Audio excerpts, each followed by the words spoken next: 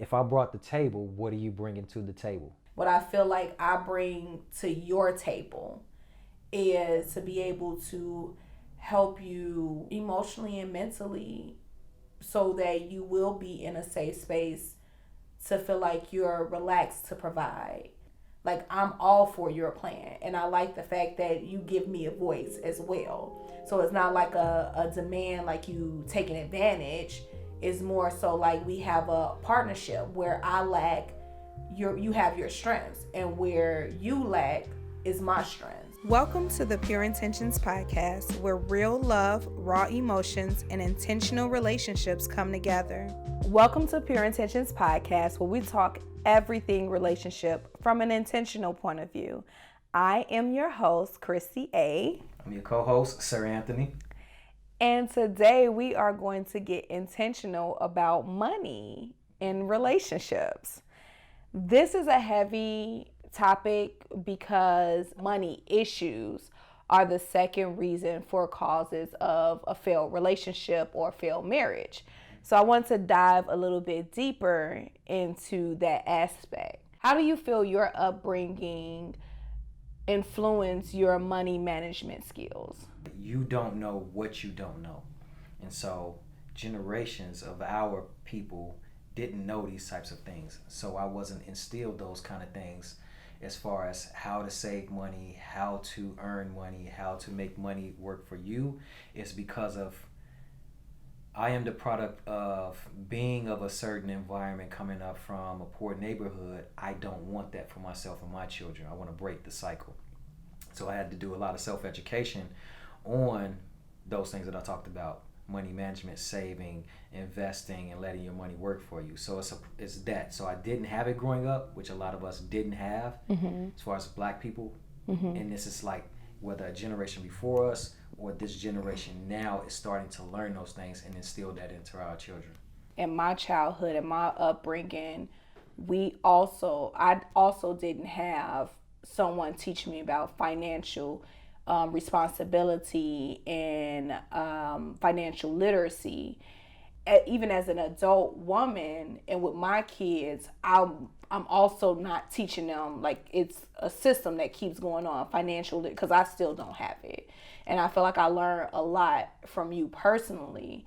And when you bring up the black community not having access to the things that we need as far as our finances go, and how to save, how to invest, how to basically take your money, double it, make more, so you can create some type of substantial income for your family. We don't have that. We're taught the worker's mentality. The majority of our homes basically were women. And the women that were leading these homes, because the men weren't involved into our lives, they didn't even gain access to having a bank account until the 1970s. And even then, black women still was having problems to gain that access. Before the 1970s, your husband had access to the bank account, the money, the funds. And if you didn't have a husband, then it had to be a male relative.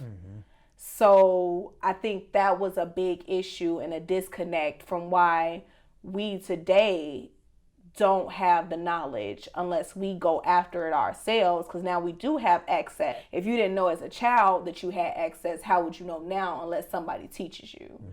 So that's why this podcast is also important, and other podcasts that you can go to for financial literacy that basically deepens that talk on financial literacy. And can I give a shout out to another podcast that I listen to? If you're listening, if you want to start somewhere, listen to EYL, Earn Your Leisure. Those guys are dope. I saw them come from just like this.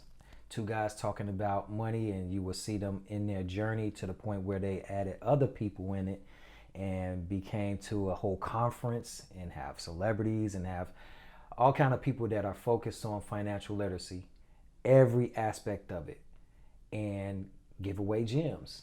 And so I encourage that. So my question to you is, when do you think it is safe to talk about finances in the dating phase? I think it should be on the first date, honestly. When you are getting to know someone, you want to know, I mean, you can't get to know everything on a first date, but at least a lot of the high level. And if you're dating with intentions, then that's an important question to see where a person is financially now and where they're thinking in the future. And also you have to put in there, because we also put in potential for a person. And so just because you're not making the money that you want now, where do you see yourself 5-10 years? What does retirement look like? What do you do, are you working all the time, so you work a check to get money to go on vacation? Or do you have a savings? What happens if you get sick? I think high level money talk should be on the first date, among all of the other things that you do talk about, to see what's the person's long-term game, to see if this is something that you want for your life. Yeah. It's like when you bring up money conversations to certain people, it's kind of shunned against, like, why you want to know about, it becomes like a secrecy thing. Yeah. Like, you can't talk to someone about your financial state, where you see yourself financially, or any of that, because they like, this is my money, why you worried about it? I get that. I had a problem in the dating phase because just what you said. So I flip-flop from different things. So if I'm honest about my financial situation, then if she's not right, let's say she's not right for me, but she's trying to tap onto what I have, she's going to agree with those things. And then now I'm like exposing myself to be leached off of. Then I went to a phase of like flipping it to where I'm not revealing everything that I do, but then that makes me look sneaky and like I'm hiding something. So it's a real hard balance in how you approach that. And what I ultimately came back to, I had to stick to my guns and honesty. So like, I'm not revealing every single thing on a first date or even a first, second, third date, but I am revealing where I am. And for me, it's like I'm a business owner. And so that's a key word, that, okay, he's making some money. And then when you listen a little bit more, you can see if I have employees or not, if it's a one-man band, what stage I am. If I have, multiple departments, this just tells the financial status of a person. And so you can still reveal that stuff and still protect yourself, because now what you do is you kind of ask for me, the young lady, like, what is your plans? And if you can hear those key words, if she's just trying to leech off of you or she's trying to build with you. Mm-hmm. That's the latter part for me was really important. And that's what with you is like, I am at this stage and I am not satisfied with this glass ceiling. Same as me, I'm not satisfied where I am financially, but I want to build something and for it to be a legacy. Yeah. And for me, that works. Yeah. When we first started dating and then we like moved to a little serious level, I had issues with communicating my financial state with you. It was difficult for me to talk about, because the fact that I'm not financially where I want to be in life, and not just that, like, I don't have a savings, like things like that, like things you would deem, or society tells you you're supposed to be a certain way in life, and I wasn't that way. So how can I present that to somebody that I'm very interested in and not seem like I'm just here just to get what you got to offer? Mm-hmm. Like, that was like a gray area for me. And I ain't gonna lie, I called my sister, I had the conversation with her, I called my friends, I had the conversation with them, and I'm like, I was ready to just be like, you know what, maybe I'm just not ready to date. Maybe I should just be by myself until I figure out all my financial problems and my issues. My father had just passed away. Mm-hmm. And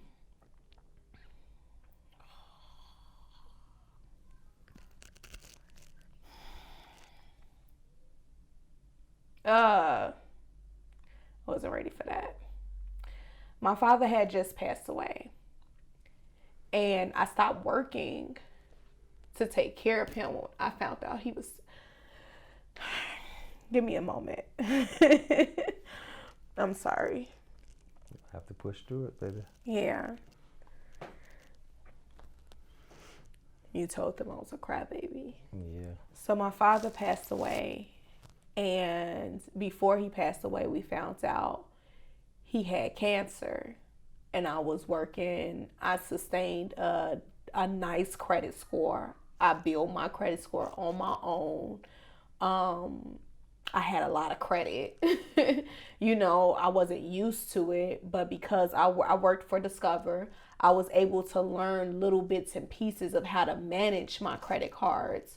From the callers that called in, I learned a lot from my callers. So, and tips and tricks from Discover as well. But when he got sick, I took full responsibility to take care of him. And I didn't realize how taxing it was going to be on me and having to work and to take care of my kids. So I tried to get my family to like pitch in and help, but it didn't happen. And he was at the point where he can be helped. He needed somebody to take him to the hospital. He needed somebody to feed him. He just needed a lot. Mm-hmm. So I quit my job so that I can care for my father. It was a rash decision, but I made it. And my credit score dropped. I needed the credit cards to be able to feed his house and mine and still pay my bills. And the savings account that I did have, it was gone. So I met you within this time frame of him actually passing away. And my financial state was like terrible. Earlier, like the previous year, I was ready to date. I was ready to find somebody that matched my energy. My credit was in the 700s. So it was like, I felt good about that. Being a Black woman, I didn't have to pay somebody to fix my credit. I just did it on my own, And it was hard to have that conversation with you because I felt like I was going to immediately be judged. And my family was just like, you just got to have a conversation.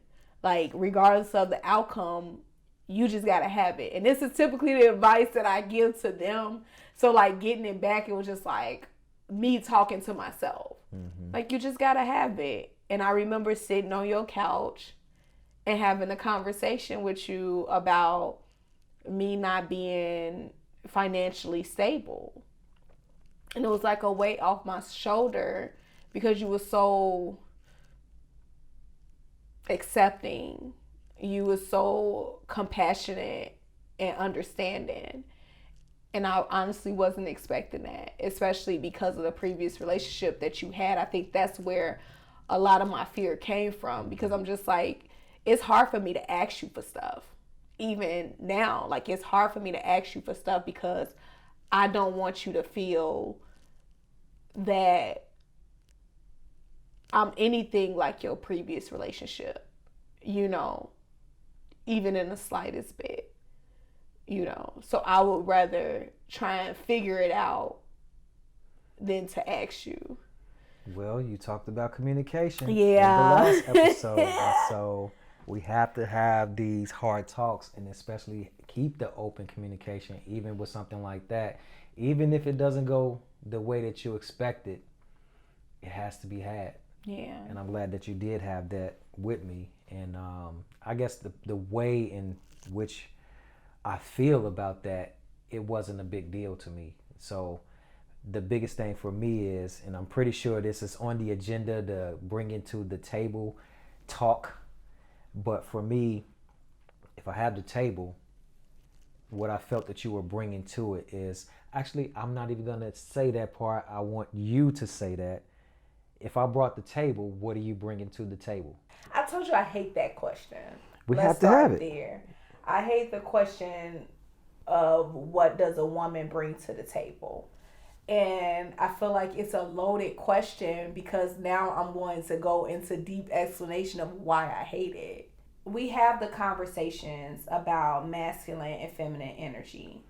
and we have the conversation about a man being a protector, a provider, and a professing.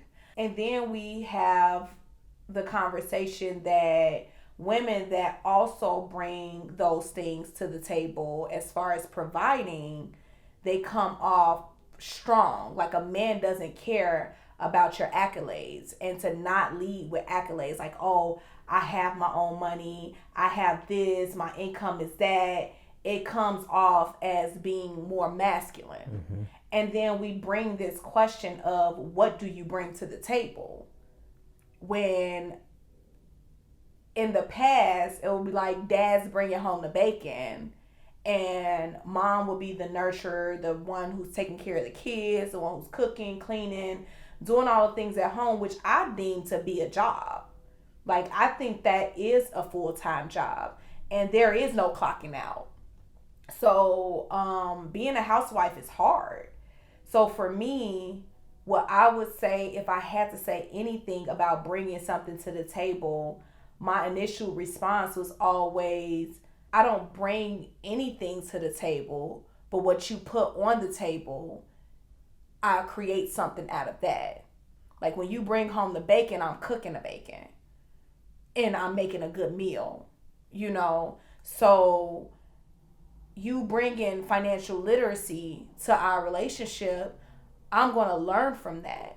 And I'm going to make sure everything is taken care of financially. If you bring in the money, our bills need to be paid. That's one less worry you have to worry about. One less thing you have to worry about as to, oh, we have to pay rent, we have to do this, we have to do that. We have a bank account. I make sure everything is paid. I can even learn how to do taxes so we don't have to pay somebody else to do it. Like there are things that I would be able to do that don't prohibit me to have to go out there and basically work like a man. I'm going off topic. And this is why I say that I didn't want to have this conversation right now, because it's so loaded that I bounce from topic to topic. As far as our table and your table, that's what I'm saying, your table, what I feel like I bring to your table is mental awareness, mental health, to be able to help you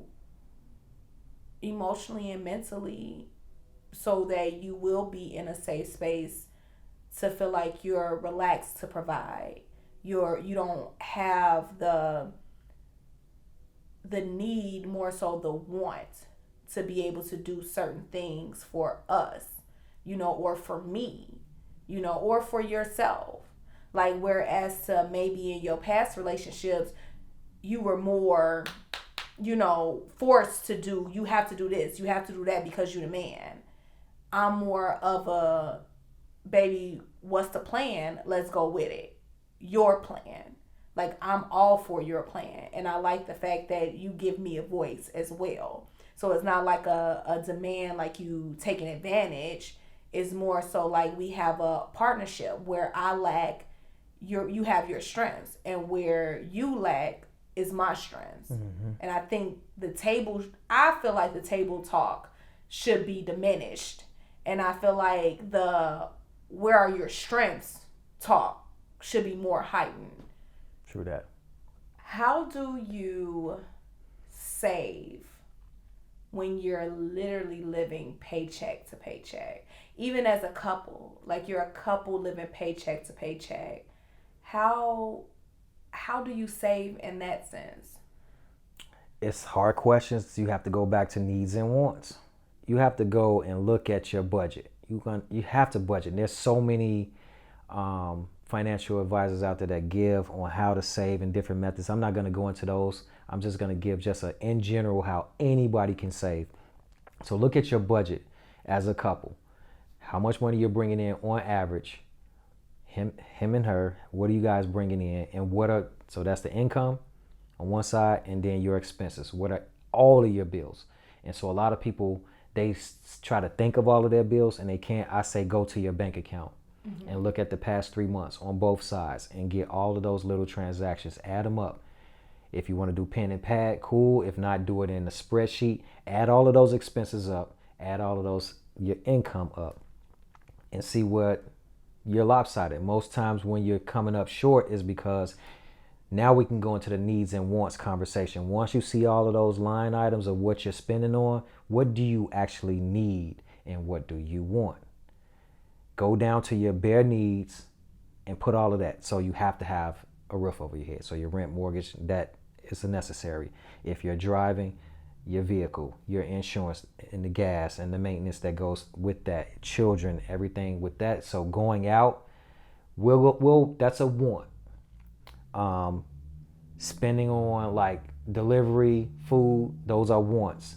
Maybe you can cook over going out. Maybe you can cook over getting DoorDash and all of that stuff. So put all of the wants in a different category and see how much you come up with. Hopefully now you have enough income and then your expenses is lopsided. So that little bit, that can be what you save for your wants until you get stable enough to where now, because you don't want to indefinitely live on a shoestring budget. But if you can do it for a few months where you sacrifice those wants in order to get enough to save to now we can stabilize. Because the one thing you don't want to do is, this is my philosophy. I don't want to work to pay bills. I want to work to live. I want to work to have disposable income, to have memories to live. And then anything over that, I mean, we're all going to pass. So you want to leave something for your kids. So that's the way I really break it down. So your income versus your expenses, you have to get everything. Don't miss anything. Those little bit here and there, get all of that stuff. Do it over 3 months. And the reason why I say 3 months is because it'll show. Sometimes you have seasonality. So in this month, this extra thing came in because it was summertime. We went on a trip. That's not an all the time thing. Yeah. But look at all of that stuff. Okay, if I didn't take this trip then, and I had this extra money for savings, plus 2 more months of that, then I can properly plan a trip versus, I'm just splurging, I'm spending, and by the end of that week, I'm out of money from that paycheck. And stop. You want to get out of the paycheck to paycheck living to have something saved and then get to the point where disposable living. And then you want to even get out of that to have investments to where if you do have this disposable income and you want to spend something that you invested in, that pays for your trip or your want or your bag or your shoes or your jewelry or your car, whatever you want. Okay. Have something working for you to pay for that. Okay. Get into the budgeting conversation. I read somewhere where 86% of couples that budget together typically don't have less arguments and disagreements about financial issues. Do you think that it is essential for a relationship for you to have budget meetings maybe once a month or so, have those conversations about budgeting with your partner? Yes. Okay. What if you're not married yet? That is a good question. And I had that challenge where it's a whole different household, and the way that person ran their finances was the way that they ran them, which was completely different from mine. Not saying that either method was wrong, but you need to be in alignment and communicate about that. So I want to touch on that communication piece, because this person in the past wanted it to, the style that they wanted was just, shower with money every now and again. Just, send a couple $100 in Cash App or Zelle or something like that. For me, doesn't work. I would rather you communicate with me if you're coming on short, you're going to be short at the end of the month. What is it? Why? And how much do you need? Versus me having to, okay, I'm going to just send some random money.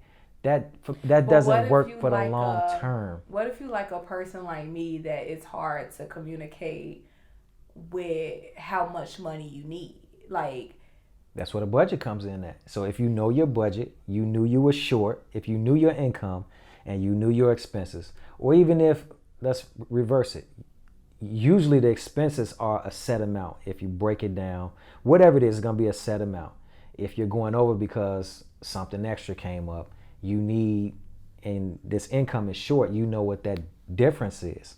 Yeah. So you have to communicate that, okay, because I didn't work these many days, I'm short this, I won't be able to meet the budget. You know that amount, or you should know that amount. Sometimes I don't. don't, because think about what I do as far as work. I don't know how much money I'm going to make within the month. It's sporadic. You know, it's either going to be there or it's not. So it's like, what do you do then? It's kind of hard to have those conversations. Like, even today, when I told you that I was short on my phone bill, like, it took a lot for me to say, like, I was trying to figure it out. Like, I was really trying to figure it out before I even brought it to you. Because some people just aren't comfortable with the money situation still to this day. But just think of what that did to you. All the anxiety that it added, all of the extra stress that it added. Whereas you could have eliminated, I would have rather you had putting yourself through all of that, ask, and let's say I gave a negative response. Is it that you're trying to avoid that and dealing with what comes with that? Because in my opinion, I would rather to deal with that side of the coin than the other side of the coin of, now I'm stressing myself out, I'm beating myself up, I'm doing all this extra work, I'm trying to figure it out, the anxiety versus if I just ask him, it could go either one or two ways. He says yes, and then all of that stuff that I just named never happened. If he says no, what does that look like? Yeah, it's not that I had a fear of you saying no. I don't think that you would tell me no. I think you would say I can't right now, but I don't think you would say no. Like, you have so much on your plate already. So I don't want to seem like a burden, for a lack of a better term. No, I get that. Because in my particular situation, and I know with other folks, and actually I'm going to speak to the people who are not the backbone. Pray for the people who are the backbone in your family, in your circle, or whatever. Those leaders or those people, you may think when you see them on trips or fancy cars or eating dinners, they have a lot on their plate. And it's a lot to maintain that. And in some of those cases, in a lot of those cases, because I'm switching to speaking to those people. There's not many people when they're down financially that they can go to. So they have to be the one that's solid all the time for everybody else. And I understand where you're coming from, because prior to this thing that happened to you, you were the backbone that everybody leaned on. Yeah. So that's one aspect, and you don't want to overload someone's plate. And I understand that. But you as my woman, you should be able to feel safe and comfortable to come to me for that. And even perhaps knowing that I have a loaded plate, maybe ask me, what do I have going on and how would this affect the overall picture? So for me, I mean, the audience don't know, but I have a daughter in college that lives in a whole nother state. And so it's different from to be able to have a reserve for any emergencies that she may have. How does what you need affect that? And if it doesn't affect that, like, maybe approach it from that. Is it going to affect the bigger things from what I need? And if it is, then maybe that might give me a little bit of stress. But if it's not going to affect the bigger picture, come to me, talk to me, and we can converse about that. And if it won't affect the bigger picture things that I have to be reserved for, then okay. I wanted to have this conversation since we're talking about money.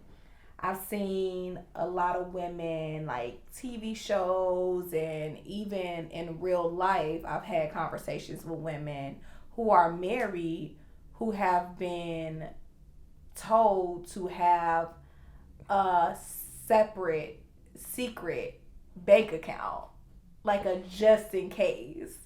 How do you feel about your woman having a secret bank account? What is she using it for? Just in case y'all break up, divorce. Okay. That's what I wanted to know. And yeah.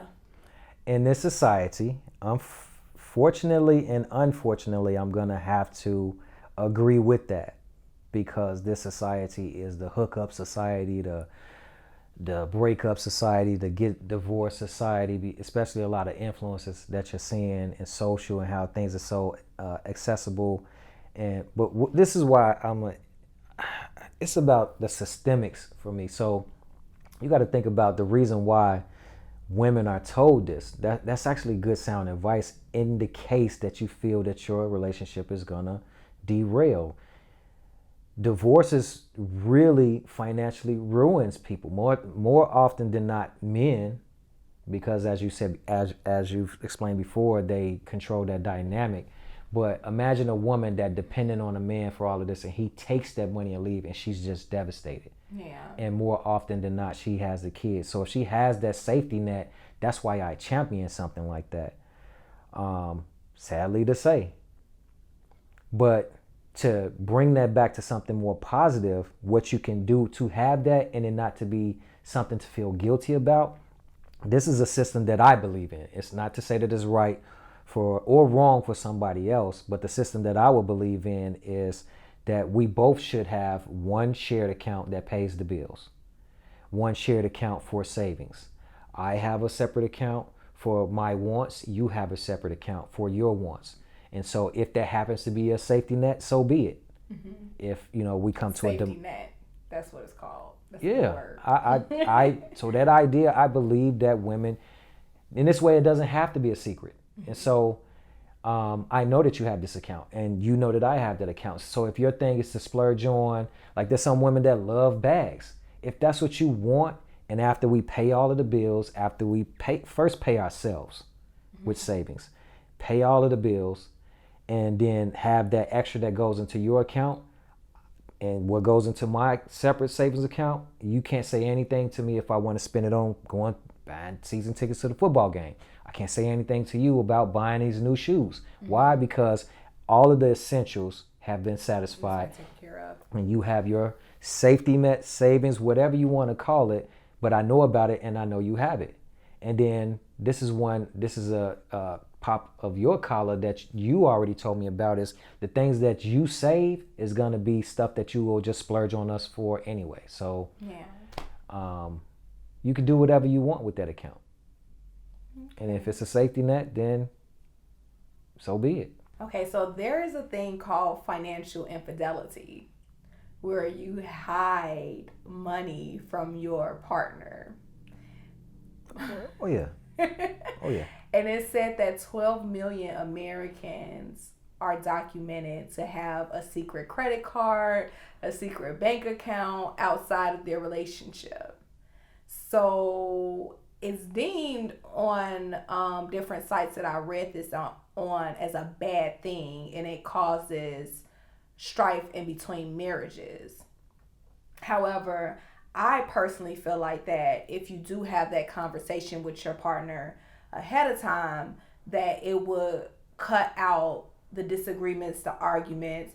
Because for me, and what I see, I think that when you have this secret bank account and someone finds out about it and you're married, the thought is that the other partner feels like, oh, you planned that we're going to separate, get divorced, and sometimes we have to look at the facts that divorce is real.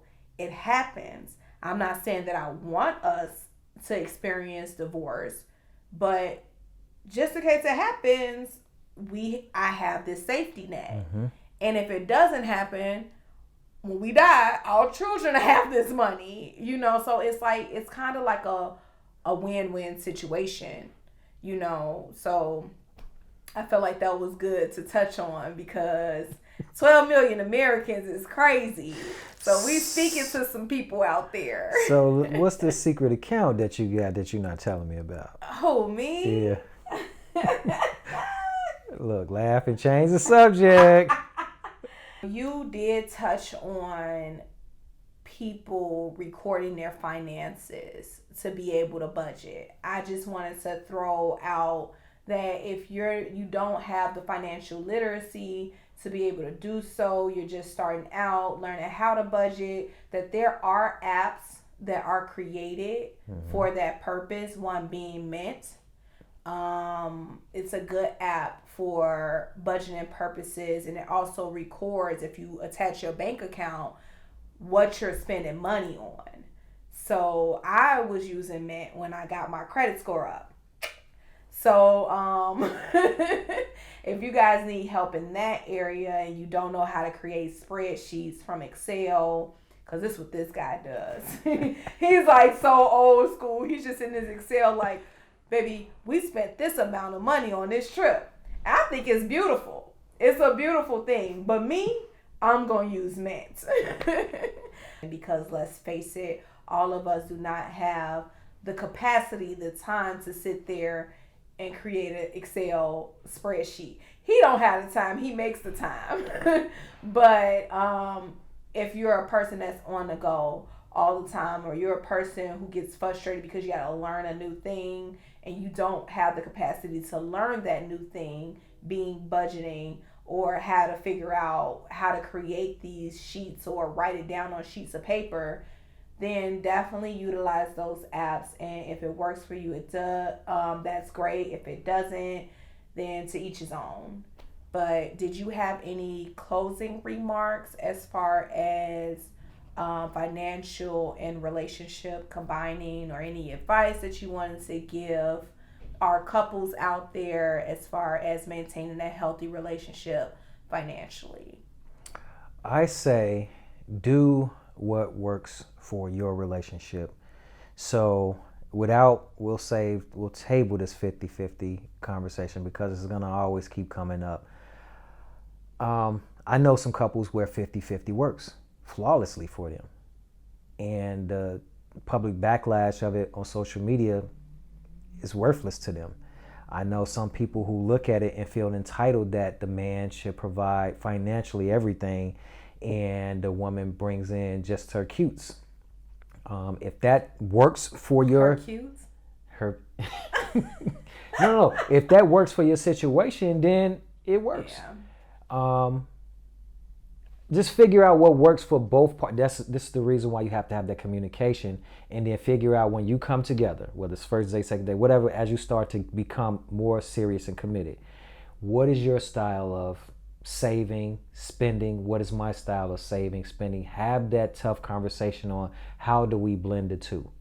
And if that works in your household, don't let anybody else derail what works in your household. And I think that was very well said. Being intentional is all about figuring out the things that you want out of a relationship, you want out of life, you want from your partner, you want from yourself, you needs and wants. Being vocal about those things, because like I said earlier, the money conversation is like shunned upon to have on a first date. But I personally think that depending on the questions, that it is necessary, especially this 50-50 conversation, for you to have on a first date, because some people just aren't aligned with your goals, and that is okay. You can be attracted to them, they can be funny, they can be gorgeous, they could have good energy, but if they don't align with your financial goal, which again is the second leading cause to divorces, you should not continue that relationship, because it'll only end in disaster. So let's continue to be intentional about the things that we want, intentional about the things that we need, intentional about the things that we deserve, and also have intent for letting things go that doesn't serve all of your intentions. I don't want to say all, but yeah, all of your intentions. I don't think it's a bad thing to have intentions in your life and to want all of it. Just be intentional. That's always what we're going to advocate for. That's basically what our podcasts are going to be talking about. And live life the way you see fit, and the things that are meant for you will come to you. That's it. That's all. So that is our podcast. Stay intentional, stay healthy, and get wealthy. And with that said, go to the store and check out those dating games. We have the Pure Intentions blocks. which is like Jenga, but it has the questions on there. So as you're playing, you can get some of these deep questions that you can ask a mate and have fun. In addition to the cards, it's a card deck. You pull from the Icebreaker deck or whatever deck that you choose to purchase, and you can get deep questions. And one of them, several of them, are these financial Yeah, I was going to ask that. Go ahead. No, go ahead. You got the financial questions that are in there that you can ask on a first date that don't seem awkward, and it satisfies the intent of what you want to ask this person and get that information from them, and vice versa. So you can know if this is somebody that is really for you, and if not, you can choose to move on. Mm-hmm. And I love these cards on first dates because it's like you opening up a fresh deck of cards on a date. Even if they're not a fresh deck, you pulling out these cards, they're questions you need to know, but you won't technically be shunned about them because you're like, hey, you want to play a game to get to know each other a little bit better? And then you have no idea what these questions are. So when they come up, they're important for a successful, intentional relationship and to weed out the things that aren't meant for you. So definitely, I love how he always plug our games. It's very necessary. Like, go and purchase them. It's not just something to do just for fun. It's all about being intentional. So again, stay intentional.